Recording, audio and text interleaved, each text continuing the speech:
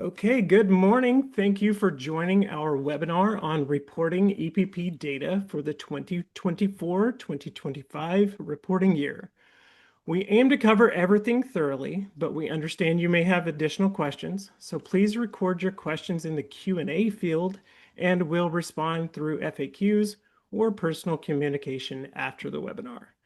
Questions submitted through the chat will not be retained. The webinar is being recorded, and the recording along with related FAQs will be available in the EPP training events and materials section on the program provider resources page on the TEA website. ASEP is a term for the Accountability System for Educator Preparation Programs. Note that ASEP also happens to be the name of one of the drop-down menus in the ECOS for Entities green screen. Texas Education Code TEC and Texas Administrative Code TAC require educator preparation programs, EPPs, to report specific information and data to the state annually, which we refer to as annual ASEP reporting or state reporting. The data reported by EPPs is used for a variety of reasons. Among those is to determine annual accreditation status for EPPs. The ASEP manual in Figure 19 TAC 229.1C outlines the data calculations and performance standards for EPP accreditation. If you are new to the EPP, it is essential to review these requirements periodically. Remember that each program within the EPP contributes to the data collected each year, so effective communication across all programs within the EPP is vital for efficient and accurate data collection and reporting processes. It is important to remember that your EPP data submitted during state reporting is complete and accurate because, as I mentioned before, your data serves various purposes. As stated on the previous slide, your data is used to determine the annual accreditation status of your EPP. Additionally, the technology fees paid each year by the EPP are determined based on the number of candidates admitted in all certification programs within that EPP during the reporting year. Finally, data that EPPs report is also provided to a variety of requesters, including that published on the consumer dashboards. For more insights, explore the data dashboards on the TEA website. You can find them linked on the consumer information page under the TEA website. You'll also find data published on your I2I dashboard. Please take time to review records to ensure that they are complete and accurate before data is due by 5 p.m. on September 15th. Let's review some relevant terms that I'll be referencing throughout this presentation. First, as we all know, EPP is the Educator Preparation Program, which you are here representing today. The CDN is the unique 6-digit county district number that is assigned to each EPP. Every program, certificate, and class the EPP offers is under the same CDN. Your CDN is populated at the top of your screen in your ECOS for Entities account. ECOS is the Educator Certification Online System, which houses the educator's data statewide, including the data reported by EPPs. TEA ID is the unique identification number assigned to candidates and educators that is used for certification and the exam registration process. The term clinical experience broadly describes clinical teaching, internship, practicum, and residency. Some roles that may be referenced here today are EPP Legal Authority, who is the ultimate responsible party for the EPP. This person is usually the dean, the director, or the owner of the EPP. All official communications are sent to the legal authority, and that individual is the person authorized to sign documents on behalf of the EPP and manage EPP staff access to ECOS for entities. An EPP in a service center or at a school district or a charter school may have a primary contact that will act in place of the legal authority. Some EPPs have identified a backup legal authority who can also assist with those duties. The certification officer typically recommends certificates. However, in many EPPs, that role may also be responsible for other areas such as admissions, test approval, and/or state reporting. Some EPPs have a person whose function is specifically to report data each year. Whoever completes the state reporting for your EPP must have the ASEP update access in ECOS for entities. If you have new staff that need assistance in establishing the correct accesses in ECOS for entities for your EPP, please have them reach out to your assigned specialist at TEA for that assistance. Our goals for this presentation are first to provide the guidance for state reporting tasks this year and identify some resources available to you for reporting 2024-2025 data.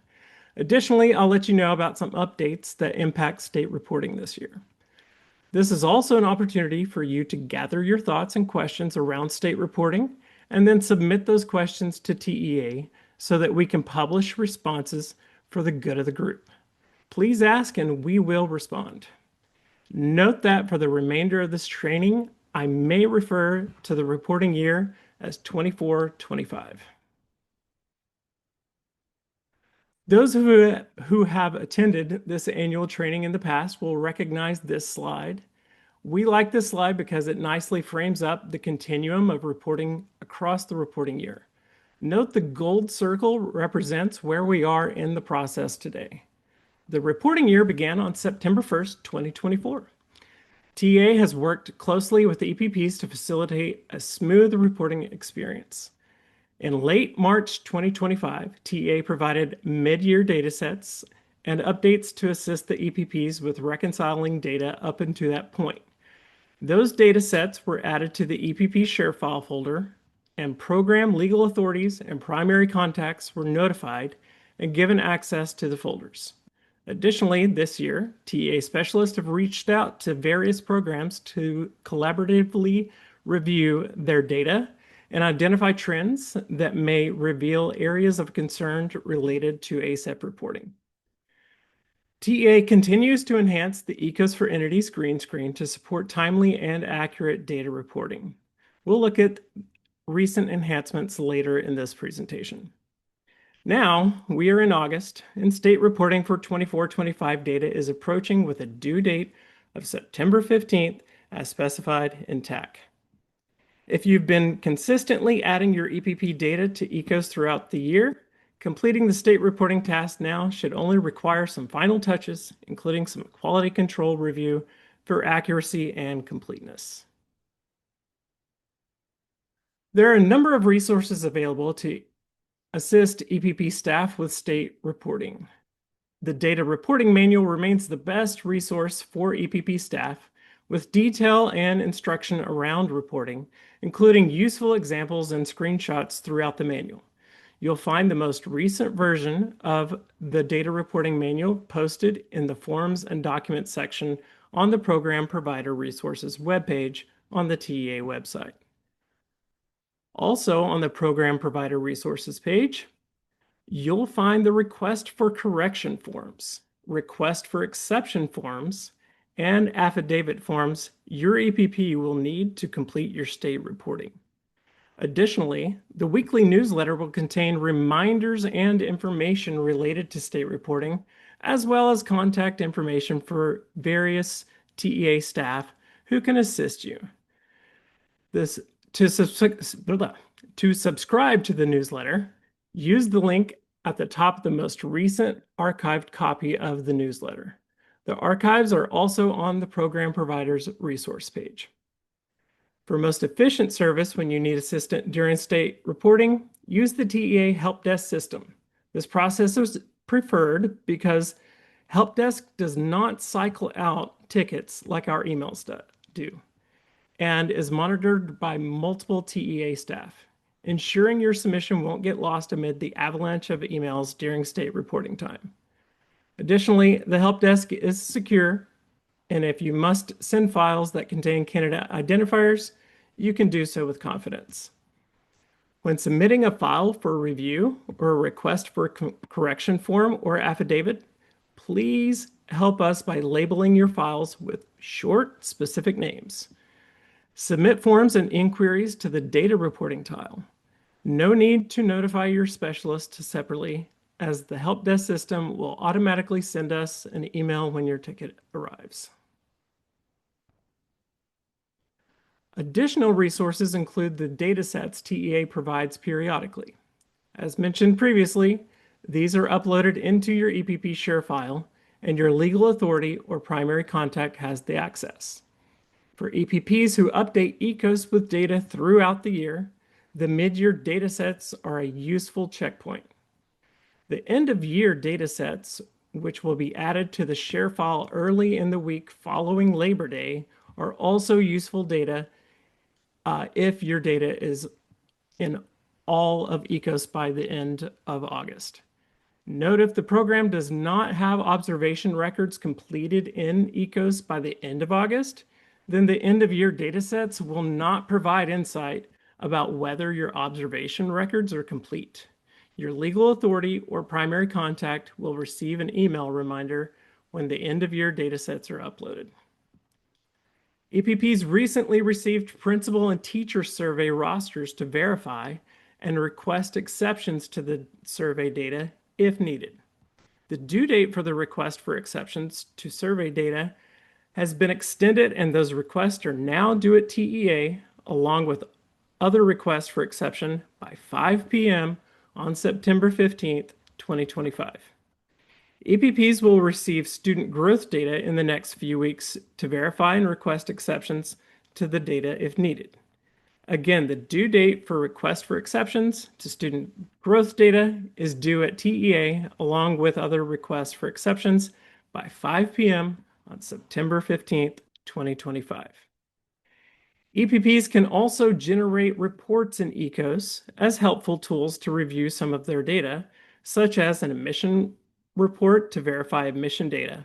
So TEA will not send admission data sets to the EPP. Later in this presentation, there will be screenshots of some of these reports. For access to datasets and ShareFile, and for efficient communication with TEA during state reporting, please keep TEA informed of any key staff changes, such as your legal authority, primary point of contact, and certification officer. Your assigned specialist at TEA can help with updating contact information as needed.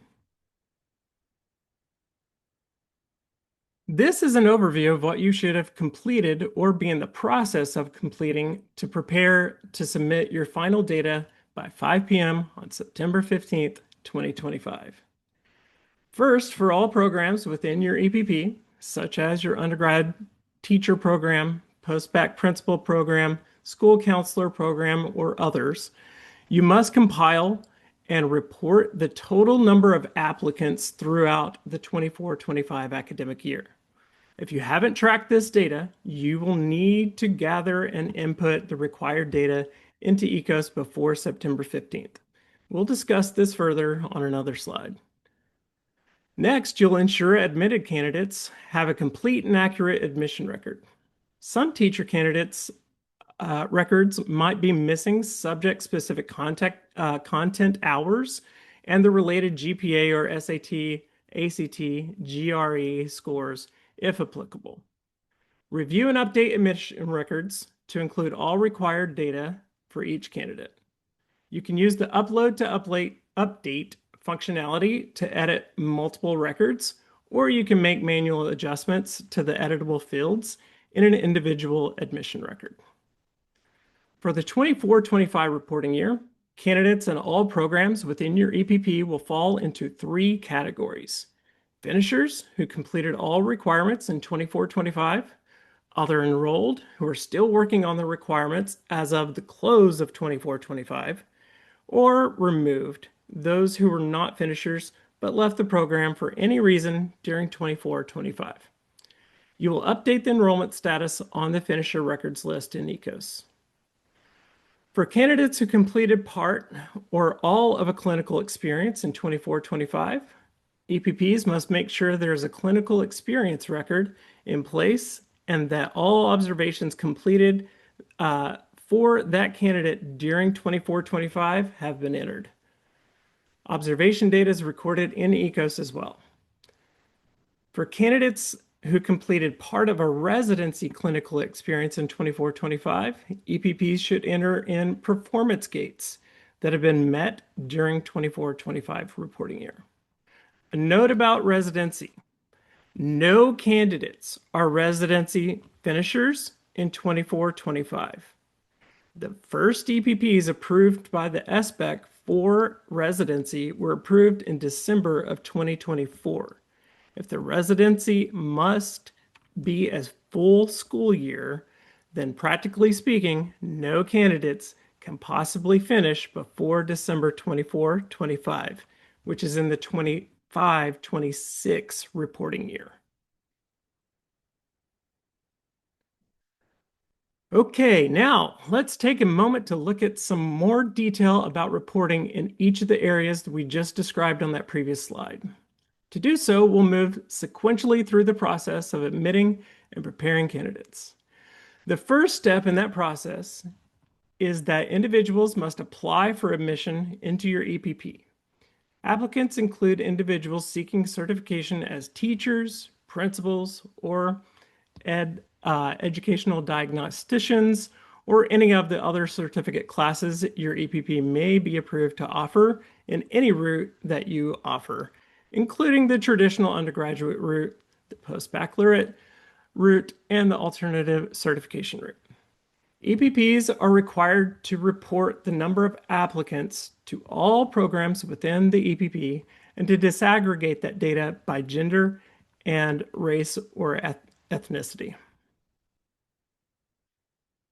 The Annual Performance Report, or APR screen, under the ASEP menu in ECOS for Entities green screen, is used to report applicant data. Note, if you search by past years on this screen, you'll be able to view your summarized data reported for applicants, admissions, and other enrolled and finisher enrollment statuses for the selected year. TEA populates the most of this information in the report from the data you report in admissions and on the finisher records list. You can see on this screenshot that the applied column on this page has space for the EPP to report the applied numbers. EPPs may continue to update these numbers throughout the year as needed. New numbers will save over previous numbers. The screens under the ASEP menu, including this one, lock at 5 p.m. on September 15th each year. Once ASEP locks, no edits may be made to your applied numbers. Up to that time, the EPP can continuously edit the applied data. The screen is intuitive, but there are instructions at the top if you need them. Just select the reporting year, which will be 24-25, and populate the applied fields. To report the applied numbers, count all individuals who applied to the program in your EPP during the 24-25 reporting year, including applicants to the teacher undergraduate program, the teacher alternative certification program, the principal post-bac program, the superintendent alternative certification program, and so forth, as applicable to your programs your EPP is approved to offer. Report all applicants to all programs within the EPP as one total all number for the EPP that is not broken out by program. Then disaggregate the all number by gender and record the numbers in rows 2 and 3.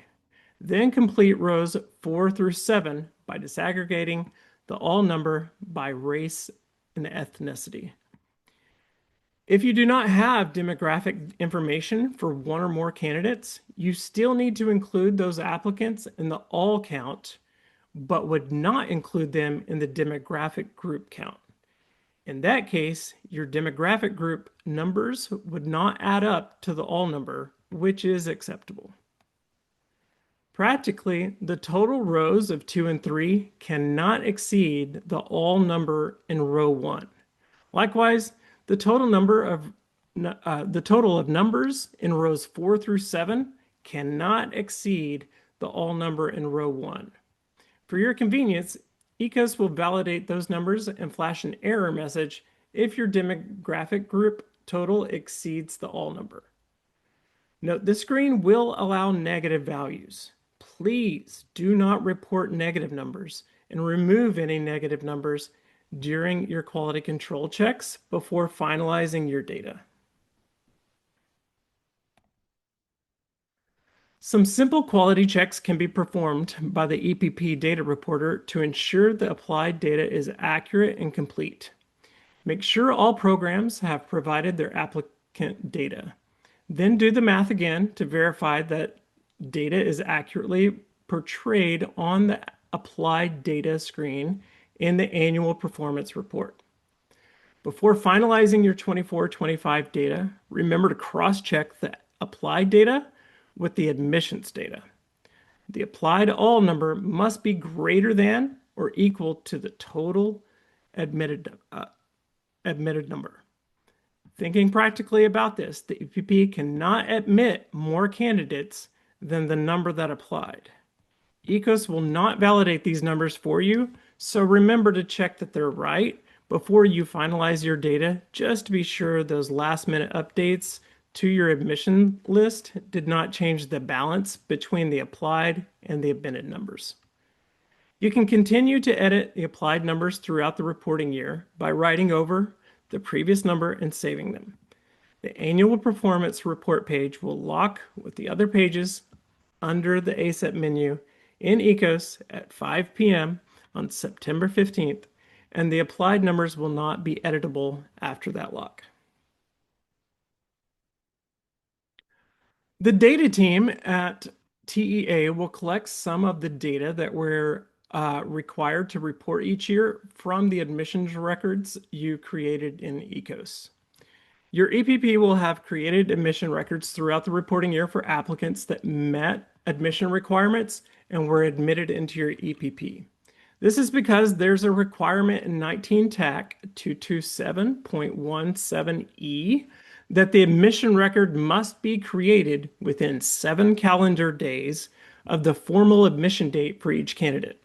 So at the state reporting time, the data reporter for your EPP will most likely be engaged with making sure these records are accurate and complete.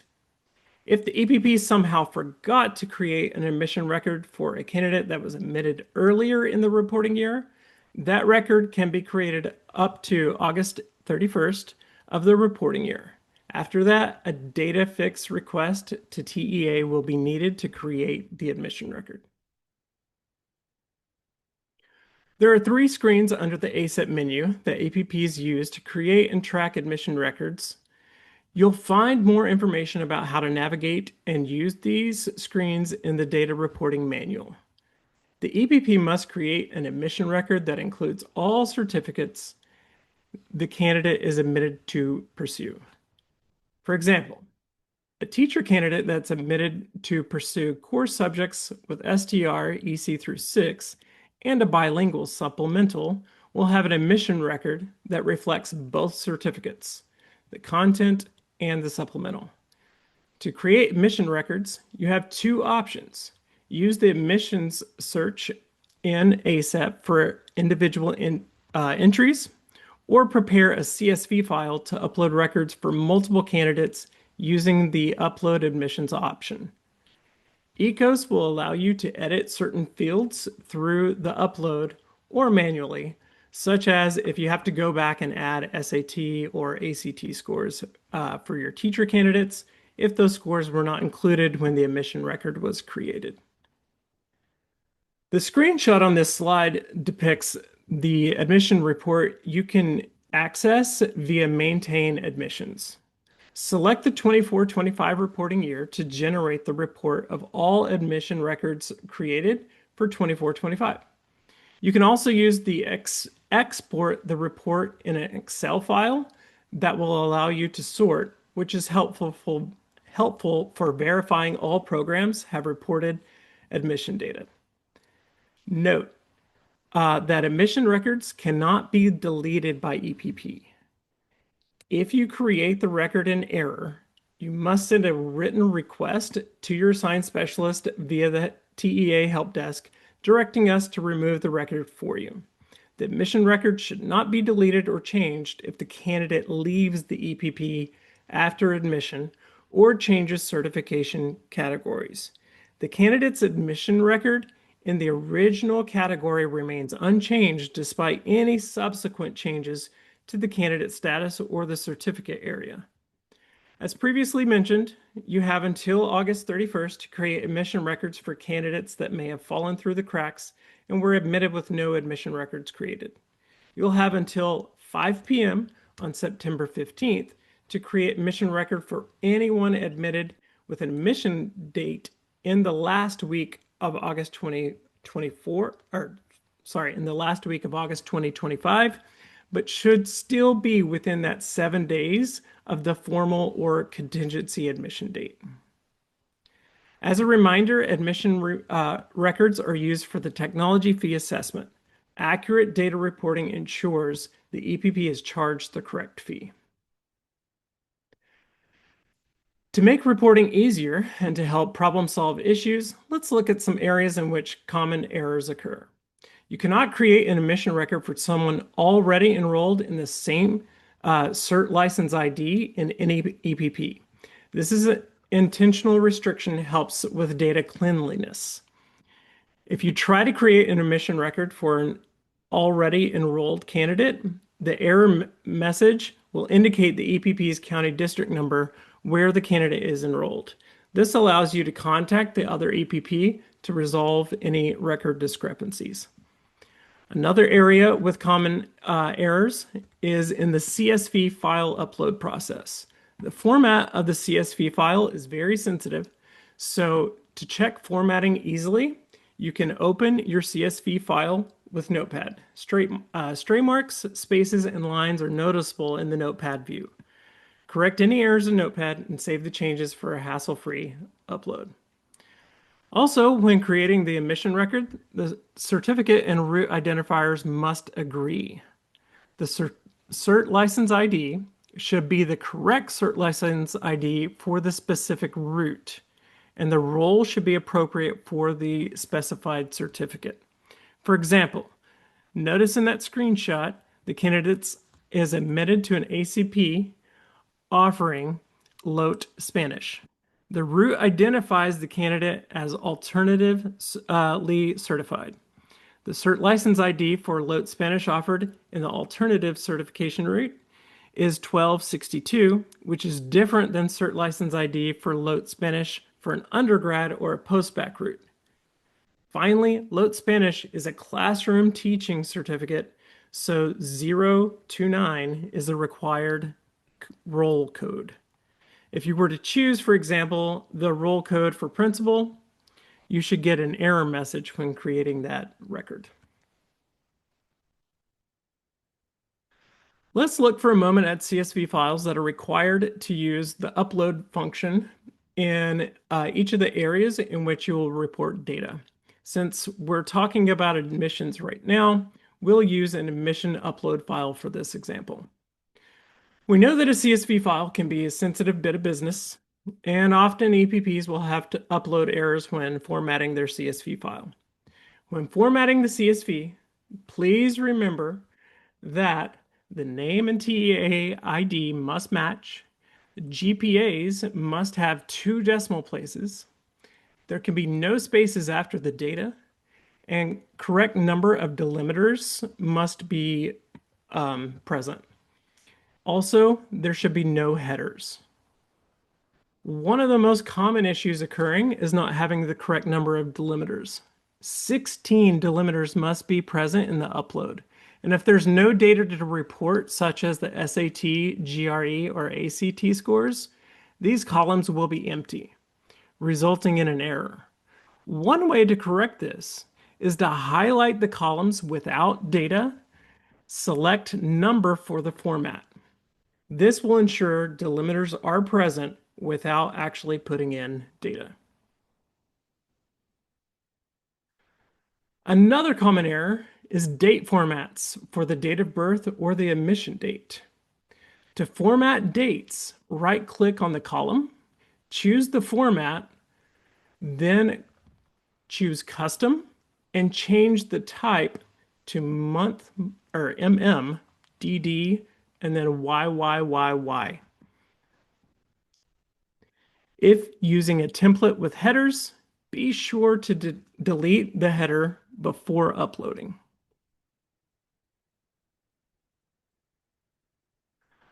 Another way to catch errors before uploading is to see the data in raw form. You can easily review the formatting of your file by opening the CSV spreadsheet in Notepad. In this screenshot, I've opened my CSV file with Notepad, and I can see multiple errors that would have disrupted my upload. Please note that EPPs will often submit TEA files that are not uploading so that we can help troubleshoot the cause of the upload failure. The first thing we do is open it in Notepad. More often than not, we're able to spot the errors. You should be able to correct the errors in Notepad view and just remember to save.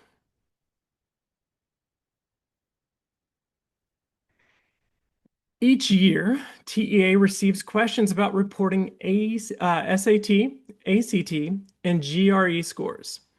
Those fields are in the admission record, but are optional because some programs are not required to report those numbers. But some programs are required to report those numbers. To clarify, if your EPP requires SAT, ACT, or GRE scores for admission, you must report them. For example, a GRE score is required for a candidate with a GPA below 2.5 who is seeking admission into a non-teacher program. So the EPP would include the GRE score in the admission record for the candidate.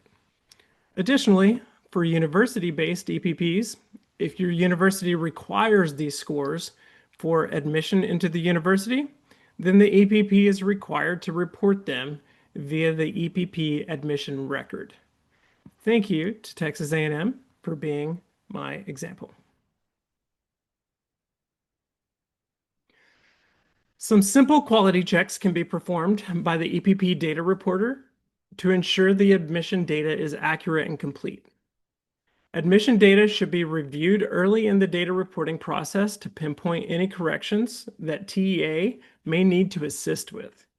If our team gets overwhelmed in the last minute data fixes, then we cannot possibly complete every request by your reporting deadlines. Ask for an admission list from each program in your EPP and use that to cross-check that each candidate has an admission record. Export an admission report for 24-25 and look for missing data. Before finalizing your 24-25 data, remember to cross-check the admission total with the total applied number to ensure admission number is not greater than the number you reported that applied during 24-25.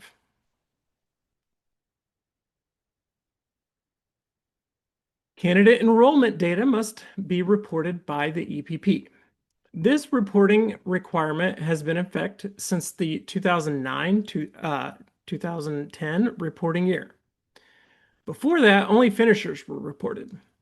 Note, if you need to access the finisher list prior to 2008-2009, they are available in the archived ASEP in ECOS. Candidate enrollment records are reported on the finisher records list in ECOS. The finisher records list is one list that can be sorted for all candidates or by enrollment status of other enrolled or finisher. You can also display the candidates that were removed from the list. For your convenience, when you create the admission record for a candidate, I apologize. For your convenience, when you create the admission record for your candidate, ECOS courteously creates the enrollment record for the candidate for each of the certificates included in the admission record. The enrollment status is populated as other enrolled. On a related note, for those of you that do not already know this, the admission record also creates a test approval record for the candidate. The candidate status will be marked as eligible because the EPP decides when the candidate is ready for testing and when to approve it. So if all your admission records were created as required, then updating candidate enrollment status on the finisher records list during the reporting year is an easy task. Candidates can be placed on the finisher records list in two ways. First, as previously mentioned, is by creating an admission record for that candidate. The EPP cannot add a new candidate directly onto the finisher records list without first creating an admission record for that candidate. Once the initial record is created, the EPP may update enrollment records as needed throughout the year by adding or removing certificate areas or by updating status.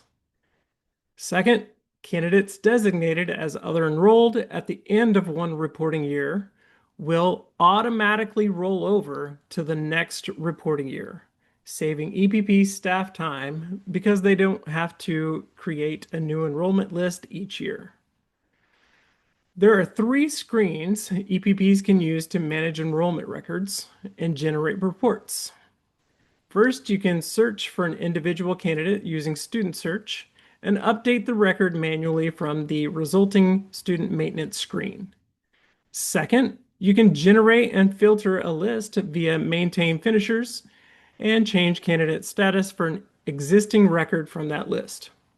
Don't forget to save.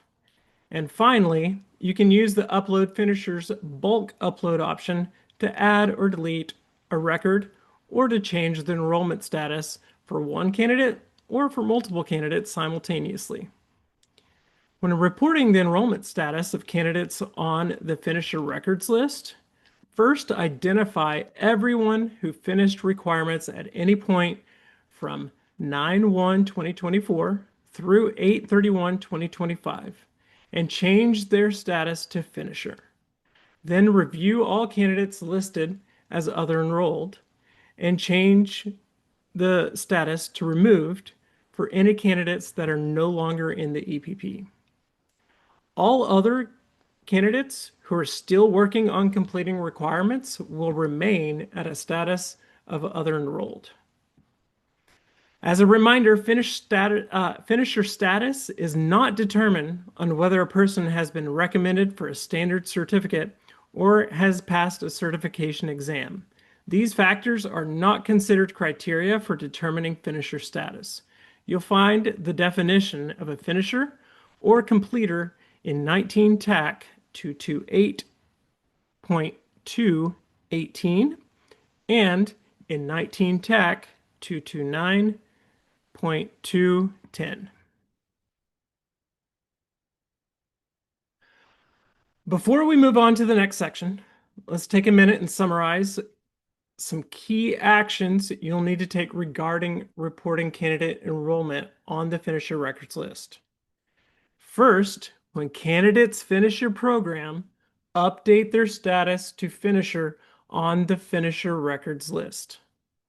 Do this throughout the year. For example, if you have an undergraduate teacher program with fall graduates that complete requirements and are recommended for standard certificates in December, then change their status to finisher on the finisher records list in December before you recommend the standard certificate.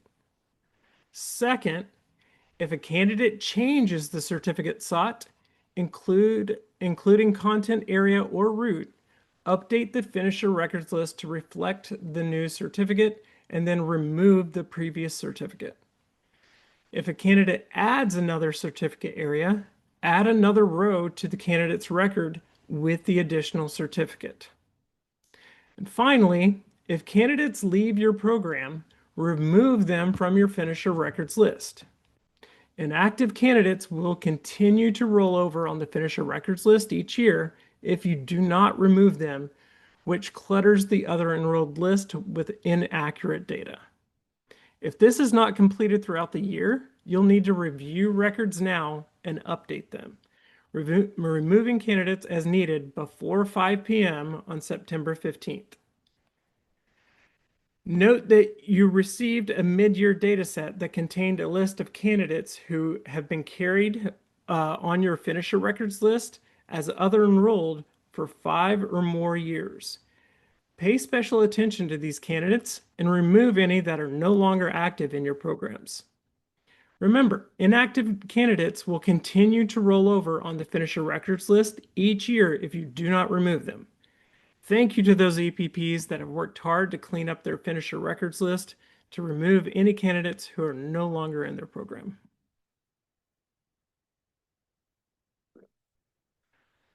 Clinical experience records enable the EPP to efficiently record essential information regarding clinical experience, including clinical teaching, internships, residency, and practicums. EPPs are obligated to monitor and document activities around clinical experiences.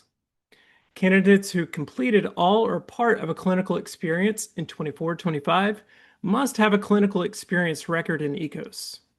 Note that all candidates must have an admission record and must have an enrollment record on the finisher records list before the EPP can create the clinical experience records for those candidates.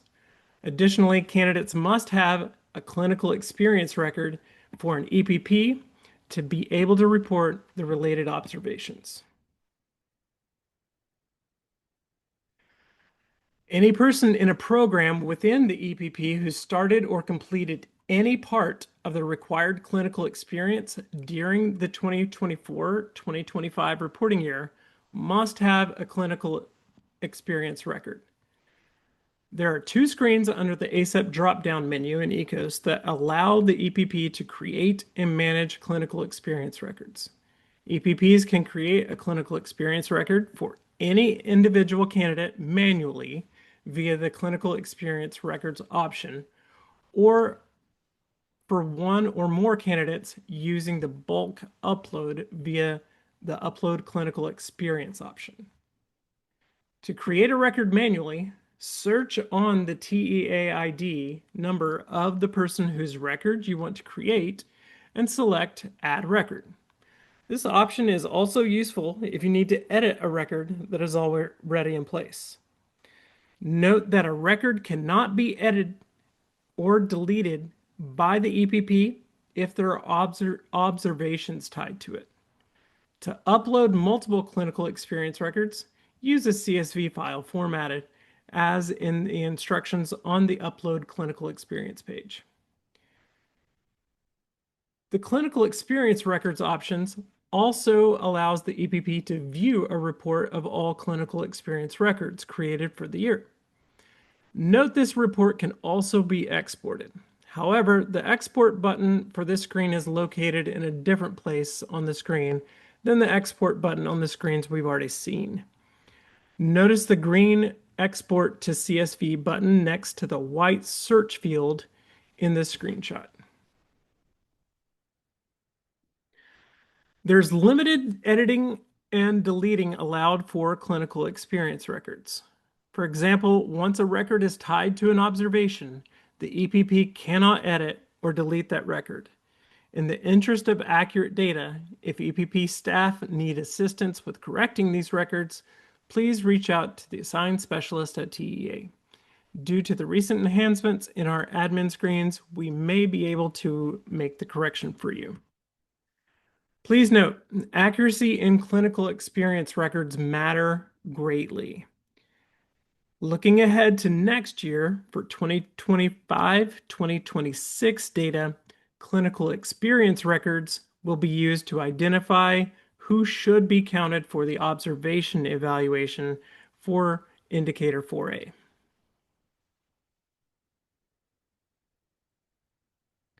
To create a clinical experience record for a candidate, the candidate must have an admission record with the EPP and must be listed as either other enrolled or finisher on the finisher records list.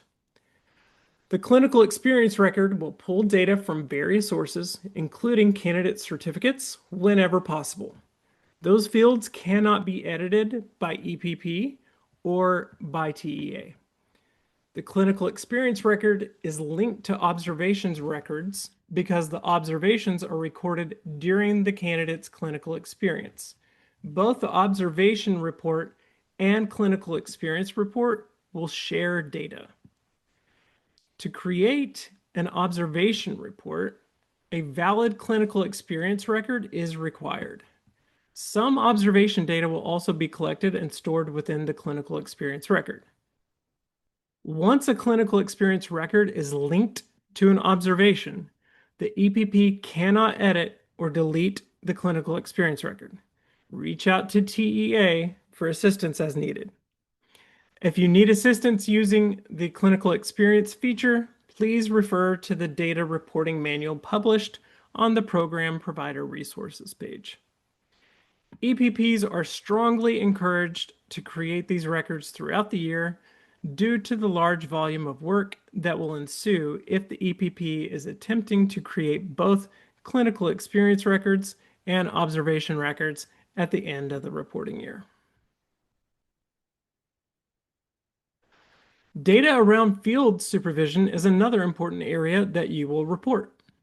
EPPs must report all formal observations conducted by field supervisors for candidates in all programs who participated in a clinical experience in 2024-2025. The number of formal observations for that candidate must meet or exceed the minimum number of required formal observations for the type of clinical experience in which the candidate participated.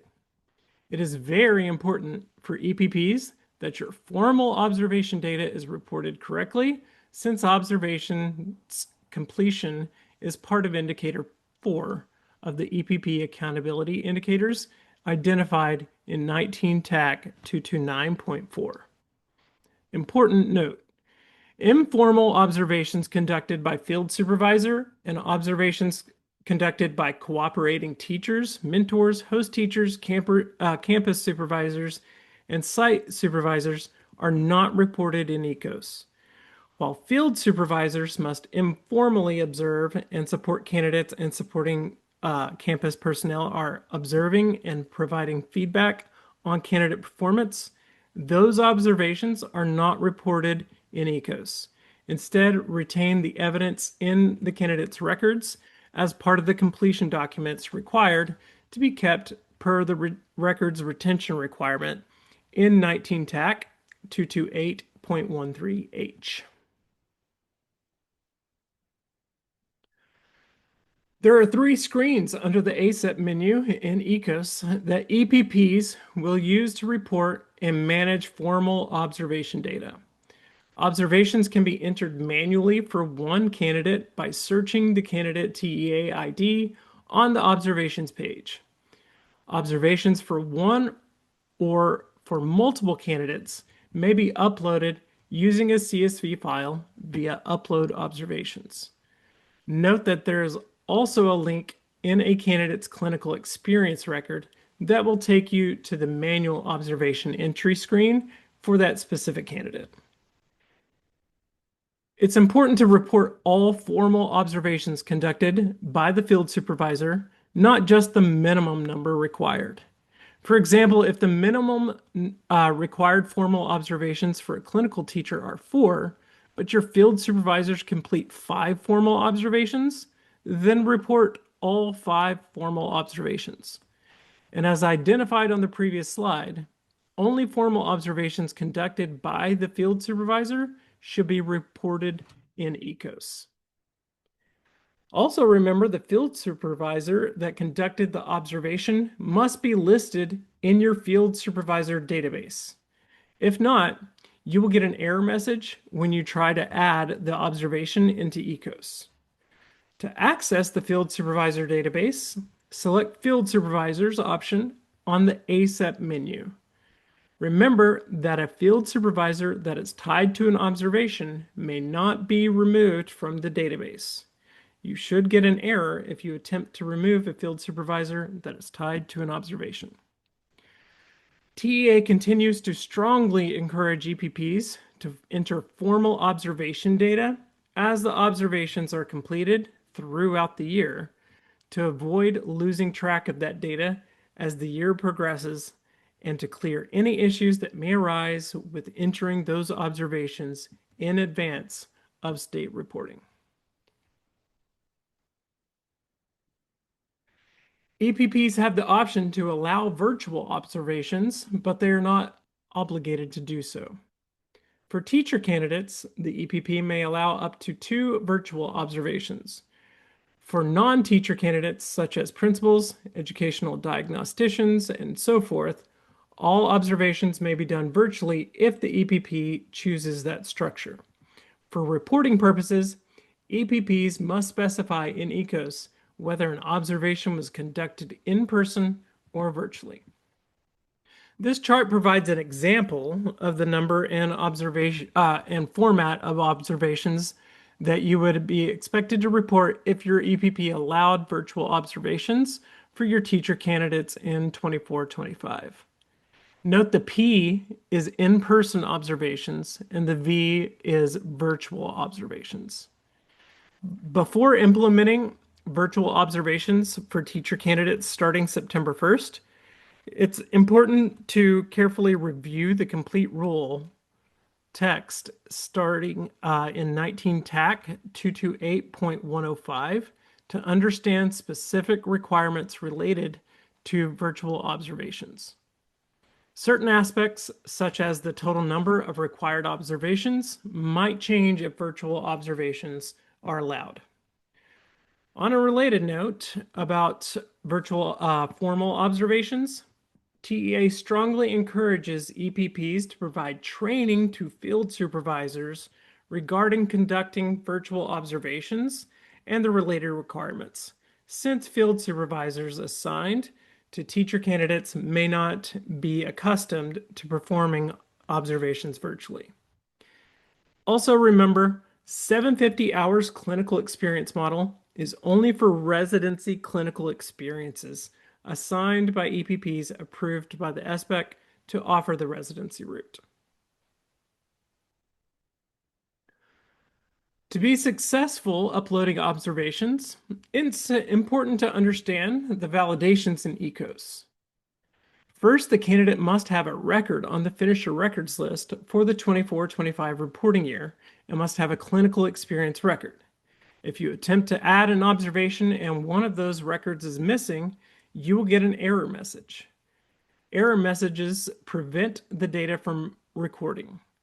Additionally, the field supervisor must be in the field supervisor database, and the observation date must be within the assignment begin and end dates recorded in the clinical experience record. As a reminder, TEA created a new validation in 23-24 that allows the EPP to enter the observation in a past locked year as long as it meets the other validation requirements and the assignment end date is in the current unlocked or in a future locked year. If the clinical experience ended in a past locked year, you cannot go back and add an observation. Let's take a look at some examples of observation validations. This graphic depicts a clinical experience with a start date of August 20th, 2024, and an end date of August 20th, 2025. So it could be a representation of a candidate completing a full year clinical experience now.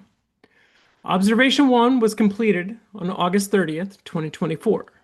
The validation allows the observation to be entered at any point throughout that clinical experience, but the end date of the assignment must be in the current unlocked ASEP year or in a future ASEP year that is also locked. Observations cannot be entered for clinical experiences that ended in past locked years. The reason the observation 6 could not be entered in this example is because it is outside of the assignment end date. This is an existing validation and it has not changed. When the EPP attempted to enter observation 7, which occurred 9/15/2025, one or both error messages would have resulted, one flagging the observation is outside the assignment end date, and the other flagging there is not a clinical experience record since the observation occurred in 25-26 and the clinical experience ended in 24-25, the previous locked year. The validations provide some flexibility for implementation of updated 228 observation schedule effective of 9/1/2024, which requires field supervisors to conduct the first formal observation for an intern within the first 4 weeks of the assignment instead of the first 6 weeks. Once again, the advisement is always to enter observations in the reporting year in which they occur, but if you forget one, there's still a chance that you can enter it in the next reporting year if it meets the validation requirements. As you are reviewing data during ASEP reporting season, it is important to remember these guidelines when finalizing observation data for 24-25. First, all finisher records need to be final. These records should be accurate and reflect the status of each candidate's enrollment in the EPP. Next, all clinical experience records need to be created, and the number of formal observations entered must match the number required for the type of clinical experience reported. Lastly, all observations need to be input into ECOS and meet the requirements for virtual versus in-person, as well as meet the duration requirements for observations. Now let's review data concerning new residency route that should also be entered in ECOS for the 24-25 year. As candidates begin their clinical experiences in residency route, EPP should be creating a clinical experience records accordingly. The residency candidates should already have an enrollment record with a certificate area in the residency route. When creating residency clinical experience records, be sure the certificate area selected is a residency certificate area. For residency, the clinical experience model should be 750 hours. No other clinical experience records should use the model 750 hours. Moreover, assignment begin dates for residency clinical experience records should not precede the date the ASPEC approved your program to offer the residency route. Performance gates are also an integral part of residency data reporting. For candidates to be eligible for an enhanced standard certificate at the end of the residency, 4 performance gates must be recorded in sequential order. A clinical experience record must be entered before the performance gate records can be added. Practically, the performance gates dates must occur within the assignment beginning and end dates recorded in the clinical experience record. There's a validation built into ECOS that reinforces this requirement. Notice this candidate on the screen had 2 performance gates met during the 2024-25 reporting year, but we'll have 2 more recorded in the 25-26 reporting year. The Enhanced Standard Certificate is scheduled to be released in ECOS this December as the first cohort of residency candidates complete the program requirements. This would only be applicable to those EPPs who received ASPEC approval for their residency program in December 2024. It is possible these programs may have residency completers in December of 2025. The validations that exist in ECOS for the Enhanced Standard Certificate to be recommended are must have a status of finisher in the residency route on the finisher records list, must have 4 performance gates recorded in sequential order within the clinical experience assignment beginning and end dates, and last, must have passed the content pedagogy exam for the certificate area in which the Enhanced Standard Certificate is being sought. The EPP will receive an error message when recommending an Enhanced Standard Certificate if the candidate record does not reflect these requirements. Error messages stop processes, so the certificate cannot be recommended. Now we've reviewed the data that must be submitted. Let's now look at some additional areas that impact your state reporting as of 24-25. If an EPP failed to report data correctly in the past ASEP year, it may interfere with the program's ability to report related data this year. If that happens, the program may need to submit a data fix request for correction or a RFC to TEA to add the missing data, or to correct data that was entered incorrectly in the past locked year. As a reminder, please be sure to include all records that should be corrected. For example, if a candidate was a finisher in 22-23, but still has 22-23, 23-24, and 24-25 records with an other enrolled status, the RFC form should request for 22-23 to be changed to finisher and the 23-24 to be changed to removed. The EPP is responsible for changing the status of any enrollment records in the current unlocked year. Thus, the EPP should change the 24-25 record to removed. When submitting your RFC form to the help desk, please name the file as the EPP CDN number underscore EPP name underscore and then the date submitted. For example, if I were submitting an RFC form on behalf of Region 4, I would name my file 101950 underscore Region 4 underscore 0805 2025. Thanks to Region 4 for being an example for us. Additionally, the EPP may need to submit a request for exception, or RFE, to TEA to remove a data point from the EPP data for the 24-25 reporting year. To streamline the RFE process, a new form has been created. You may find this form under the Forms and Documents section of the Program Provider Resources page. Please ensure instructions are followed on the first sheet of the form and ensure all fields are populated. In the next sheet, use the drop-down in the first column to choose the type of exception requested. Complete the next two columns with the candidate's information, then use the drop-down in the fourth column to choose the reason for the exemption request. If choosing other reason, use the fifth column to add additional details. Please submit all requests and all request types on one RFE form. One form will accommodate up to 1,000 exception requests. If your EPP needs to ask for more than 1,000 exceptions, you will need to use a second form and may need to have a conversation with your assigned specialist about why so many exceptions are needed. Your specialist can help you sort through your intended request to see if they can be eliminated to save you time.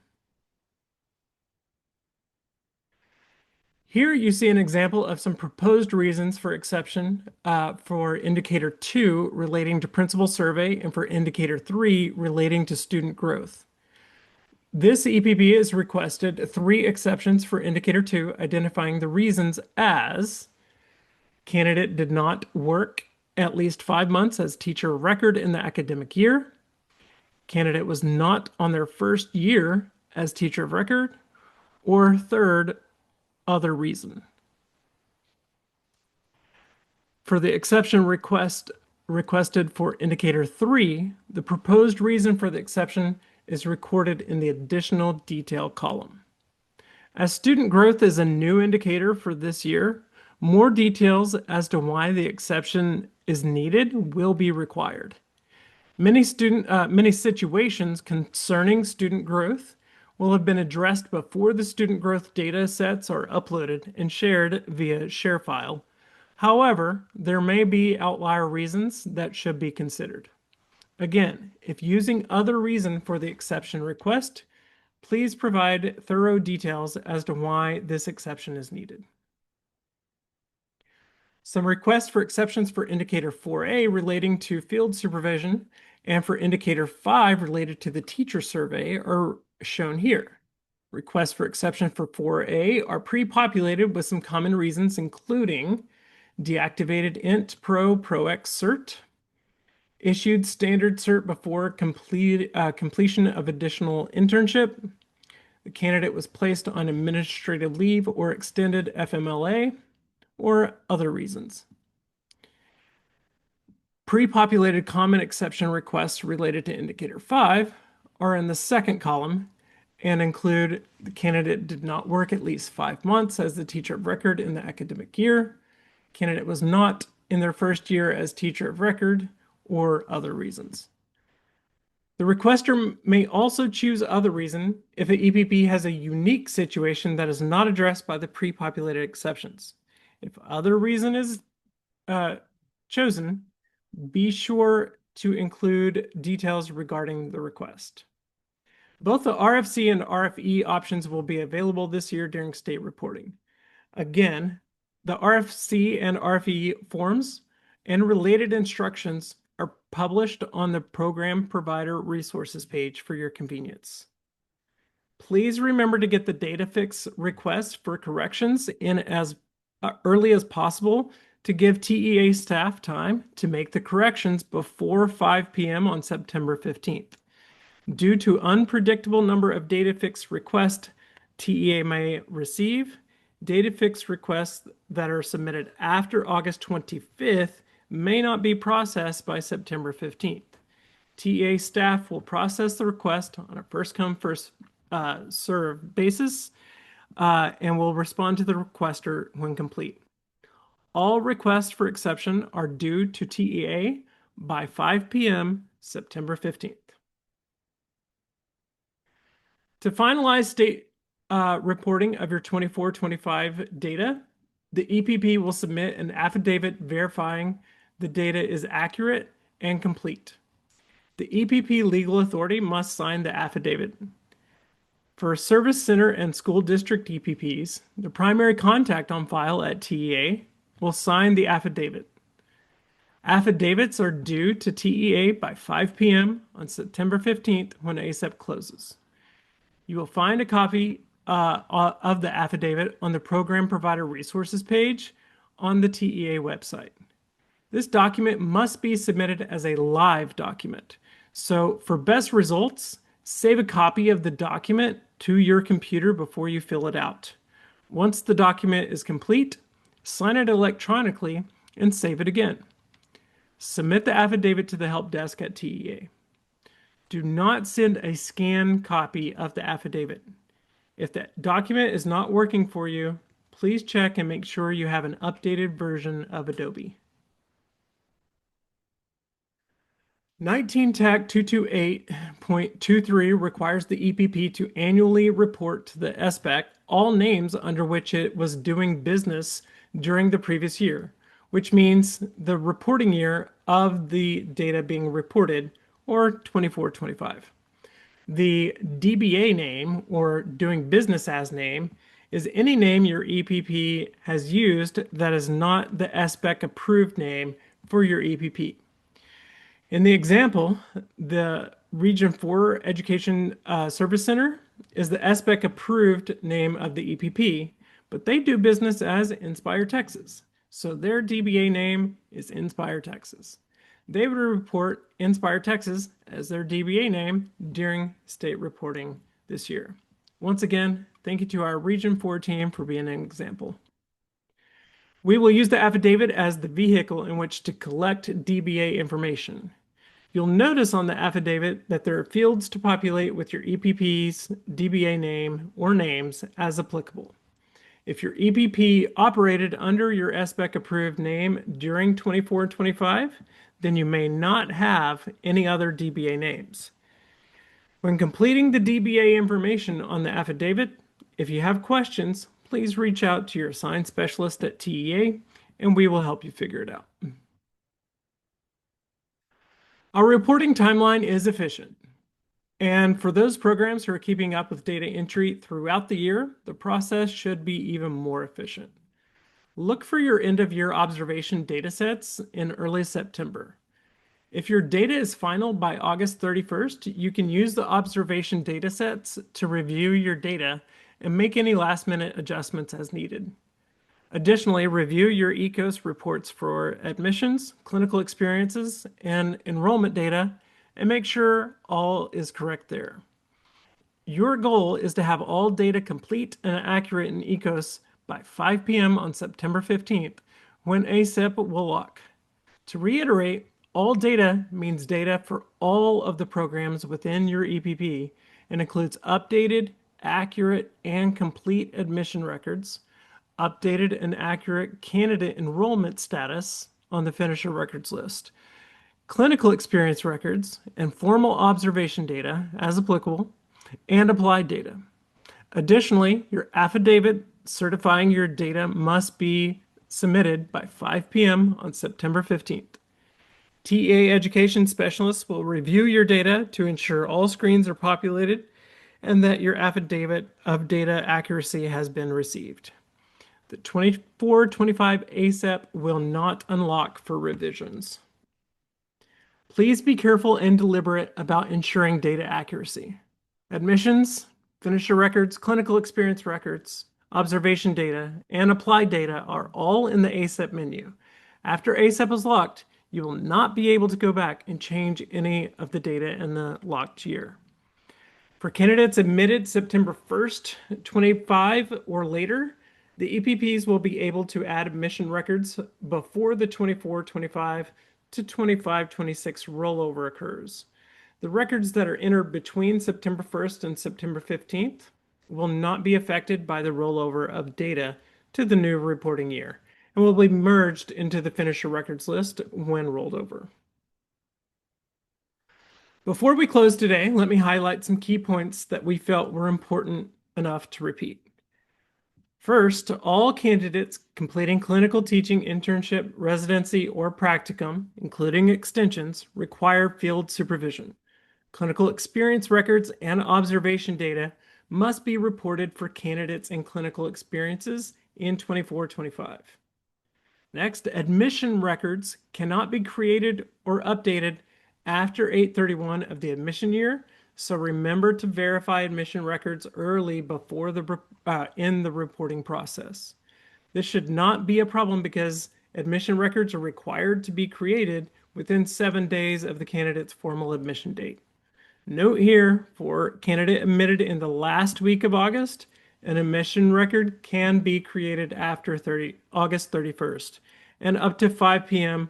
on 9/15 when ASEP locks. The third bullet reminds us that ASEP for 24-25 will not unlock again after it closes on September 15th. So please allow time before September 15th to run quality control on your data. Conduct your data reviews and quality checks at least days before September 15th to allow time for last-minute additions, deletions, and corrections. Do not rely on upload status results as a quality control measure. Please check your work. While there are error messages and warning messages built into aspects of ECOS for your convenience, including the upload status information, we cannot possibly predict all of the things that could potentially happen to disrupt an upload. So do not rely on a successful upload status as your ultimate quality check. Also, please remember that specialists have limited time during state reporting as they are called to assist all EPPs. So submit data fix request and request for assistance with data entry issues early to ensure your needs are met before 5 p.m. on 9/15 deadline. Our final reminder is to report any issues within ECOS as soon as possible. TA relies on our users in the field to let us know when ECOS is not working as it should be. We can expect a slowdown periodically between September 1st through the 15th. However, if something breaks and our screens or data entry portals are not functioning properly, we will need to pull in our IT team in for a fix. This concludes our training on 24-25 state reporting requirements. Please record your final questions in the Q&A section. Give us a few days to get the recording of this presentation, a PDF of this presentation, and the FAQs posted. We will notify you in the newsletter when all resources are posted on the Program Provider Resources page. I hope you have a wonderful day and best wishes for an efficient and trouble-free state reporting experience.